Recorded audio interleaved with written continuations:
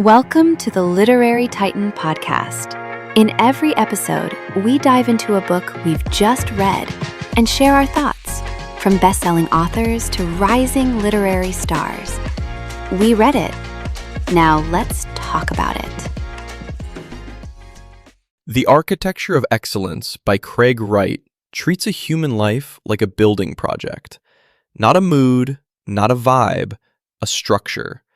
The author lays out an architecture of excellence that ties together old-school virtue, modern habit research, and a central tool he calls the ledger, a daily scorecard for character and conduct.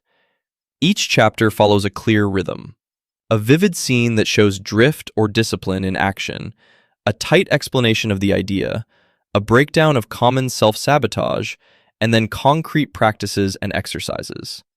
By the end, the argument feels simple on purpose. A life you can respect comes from small, repeatable behaviors tracked honestly across work, health, relationships, and moral courage. I found the writing to be sharp and controlled. The voice is firm and at times downright severe, yet it stays clear and readable. I liked the way the author weaves in Aristotle, Jordan Peterson, and Ayn Rand without slipping into academic fog or online ranting. The prose carries a lot of punchy lines and tight images, and that gave the book a steady energy that kept pulling me forward. At the same time, the intensity barely drops. The book keeps its foot on the gas, and I felt that in my body. The structure works well. I appreciated the repeating pattern of concept, traps, methods, exercises, because it makes the book easy to navigate and revisit. The ledger idea is the strongest element for me. A simple grid of virtues and behaviors, filled in every day, used as a mirror for who you actually are, not who you say you are. I felt a mix of dread and excitement as I read those sections. Dread because I could see exactly how my own patterns would look in those boxes. Excitement because the system is practical and does not rely on hype or motivation.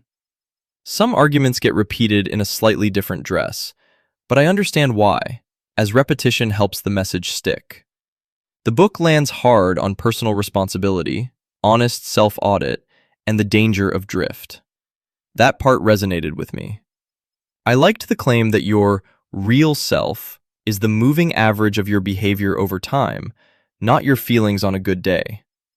The blend of virtue ethics and simple behavioral tools works better than I expected. It gives the book both weight and usability. The moral stance can be demanding. The author acknowledges hardship, but the spotlight always swings back to individual agency. The ledger can be a strong tool for growth, and it can also become a strict inner judge if someone leans that way already. I see this as a serious and well-built book for readers who want discipline, not comfort. I would recommend it to ambitious professionals, students standing at a crossroads, and anyone who feels stuck in vague self-improvement loops and wants something more concrete than believe in yourself.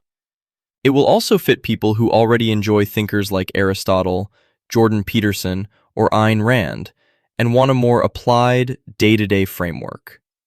If you want someone to look you in the eye and say, "Here is what a life of excellence would actually require from you," The Architecture of Excellence will be worth your time. Thanks for joining us on the Literary Titan podcast. If today's review sparked your interest, be sure to pick up a copy of the book and experience it for yourself. If you enjoyed the episode, don't forget to subscribe, leave a rating, or share it with a fellow book lover. Until next time, keep reading, not just to escape, but to grow.